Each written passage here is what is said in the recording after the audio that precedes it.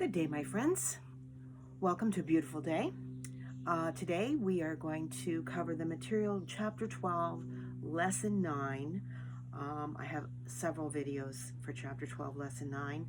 This first one, though, isn't even covered in your My Math book. We're going to talk about using the 4 steps when we have a formula. Now, a formula is just like a recipe. If you follow the steps in a recipe, then hopefully when you get whatever it is you're cooking, it turns out well. Same thing with a formula.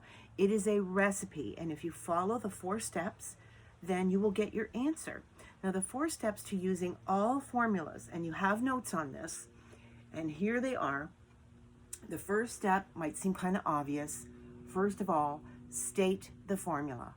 Every single time, write down the formula. Now, in 5th grade, the formulas are pretty simple. There's usually only a couple of what we call variables or numbers that you plug into your formula. But as you go on to middle school, through high school, some of you even when you go to college, the formula become more and more complex, and it becomes very difficult to memorize the formulas. So I suggest you don't bother, because when you follow the 4 steps, every single time you do a problem, the first thing you do is state the formula. So if you do lots of problems for practice, you're actually studying as you're doing your problems, and that kills 2 birds with 1 stone. Sorry, that's terrible. But that's your first step, is to state the formula every single time. Now, in this video, we are going to review from 4th grade the skill of calculating area, which you know the formula, area equals length times width. That's a formula. It's not that difficult, but it still is a formula.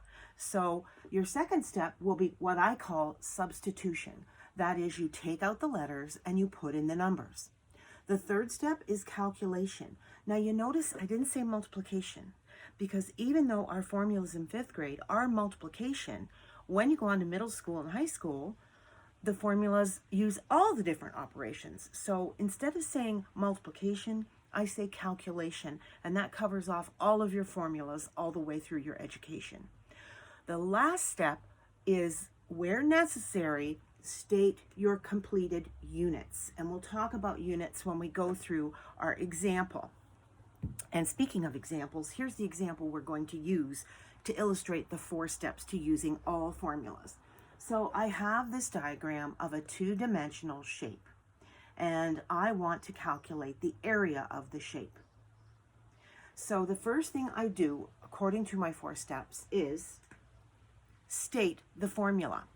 So the formula for area, like you learned in 4th grade, area equals length times width. There it is, step 1. Step 2 is called substitution.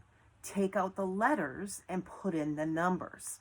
So in this case, I have 3 feet by 14 feet. So I'm going to substitute my letters. 3 feet times 14 feet. There's my substitution. Pretty simple, right? Next step is calculation. In this formula, the calculation is multiplication.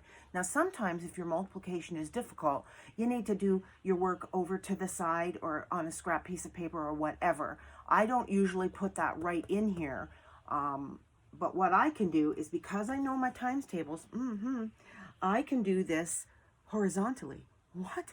I'm brilliant? Not really. So 3 times 4 is 12. So I write down the 2. Carry the 1. 3 times 1 is 3, plus 1 is 4.